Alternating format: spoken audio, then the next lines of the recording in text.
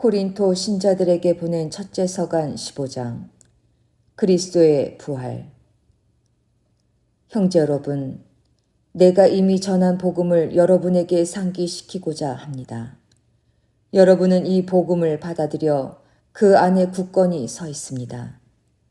내가 여러분에게 전한 이 복음 말씀을 굳게 지킨다면, 또 여러분이 헛되이 믿게 된 것이 아니라면 여러분은 이 복음으로 구원을 받습니다. 나도 전해받았고 여러분에게 무엇보다 먼저 전해준 복음은 이렇습니다. 곧 그리스도께서는 성경 말씀대로 우리의 죄 때문에 돌아가시고 묻히셨으며 성경 말씀대로 사흘날에 되살아나시어 케파에게 또 이어서 12 사도에게 나타나셨습니다. 그 다음에는 한 번에 500명이 넘는 형제들에게 나타나셨는데 그 가운데 더러는 이미 세상을 떠났지만 대부분은 아직도 살아 있습니다. 그 다음에는 야고보에게 또 이어서 다른 모든 사도에게 나타나셨습니다. 맨 마지막으로는 칠삭둥이 같은 나에게도 나타나셨습니다. 사실 나는 사도들 가운데 가장 보잘것없는 자로서 사도라고 불릴 자격조차 없는 몸입니다. 하느님의 교회를 박해하였기 때문입니다. 그러나 하느님의 은총으로 지금의 내가 되었습니다.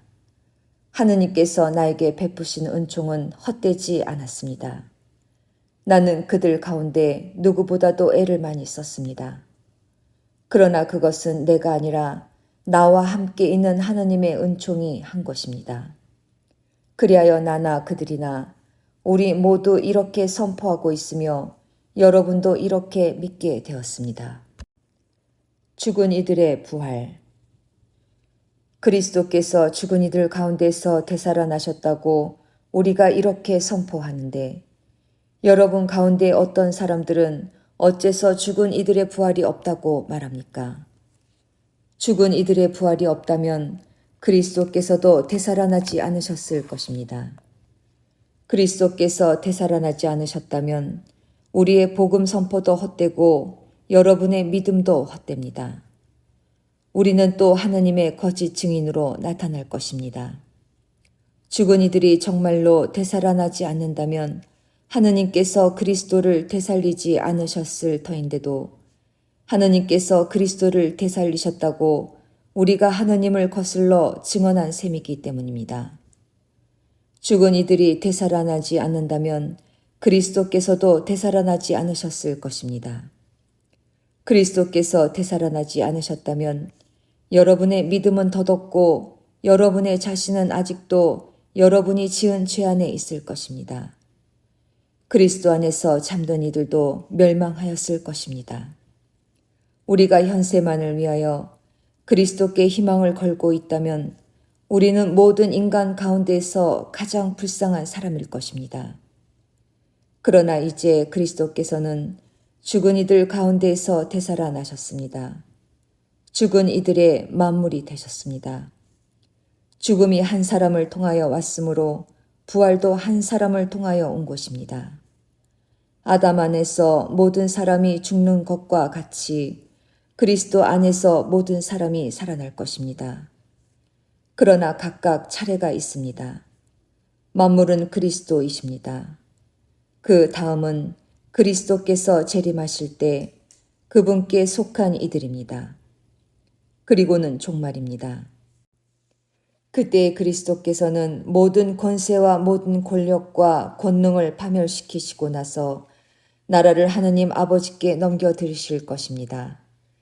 하느님께서 모든 원수를 그리스도의 발 아래 잡아다 놓으실 때까지는 그리스도께서 다스리셔야 합니다. 마지막으로 파멸되어야 하는 원수는 죽음입니다. 사실 하느님께서는 모든 것을 그의 발 아래 굴복시키셨습니다. 그런데 모든 것이 굴복되었다고 말할 때 모든 것을 그에게 굴복시키신 분이 제외된다는 것은 명백합니다.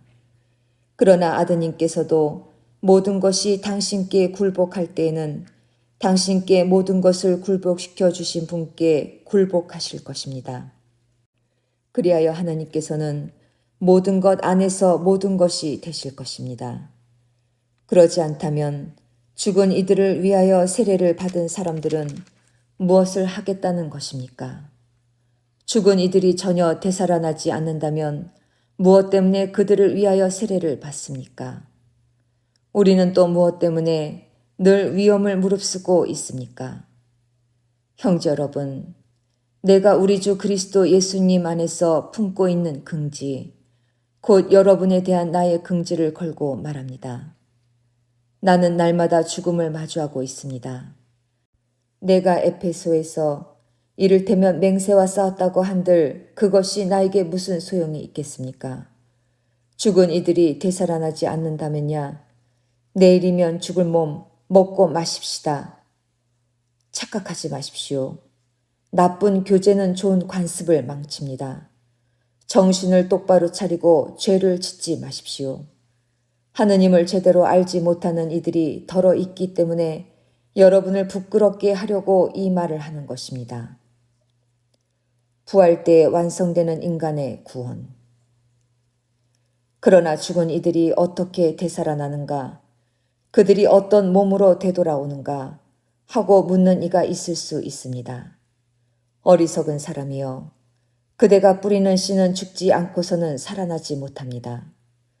그리고 그대가 뿌리는 것은 장차 생겨날 몸체가 아니라 밀이든 다른 종류든 씨앗일 따름입니다.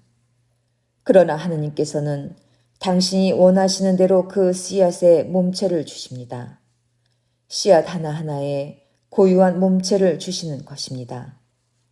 육체라고 다 같은 육체가 아닙니다. 사람의 육체가 다르고 집 짐승의 육체가 다르고 날 짐승의 육체가 다르고 물고기의 육체가 다릅니다. 하늘에 속한 몸체들도 있고 땅에 속한 몸체들도 있습니다. 그러나 하늘에 속한 몸체들의 광채가 다르고 땅에 속한 몸체들의 광채가 다릅니다.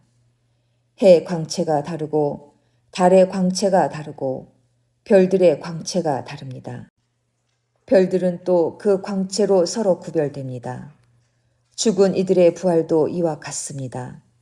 썩어 없어질 것으로 묻히지만 썩지 않는 것으로 되살아납니다. 비천한 것으로 묻히지만 영광스러운 것으로 되살아납니다. 약한 것으로 묻히지만 강한 것으로 되살아납니다.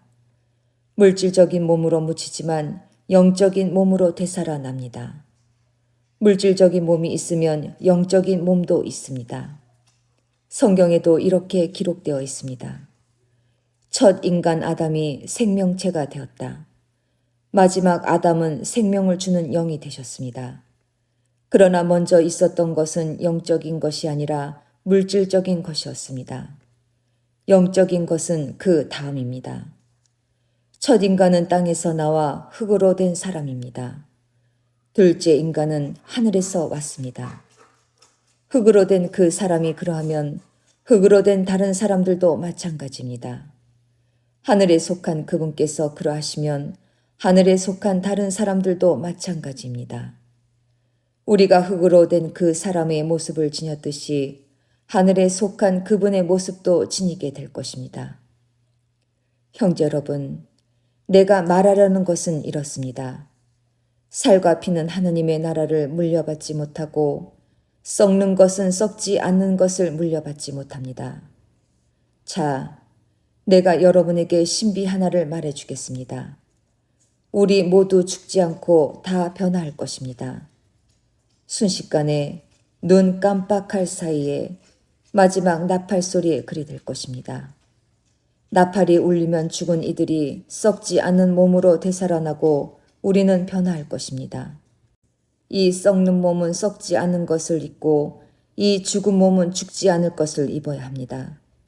이 썩는 몸이 썩지 않는 것을 입고 이 죽는 몸이 죽지 않는 것을 입으면 그때 성경에 기록된 말씀이 이루어질 것입니다. 승리가 죽음을 삼켜버렸다.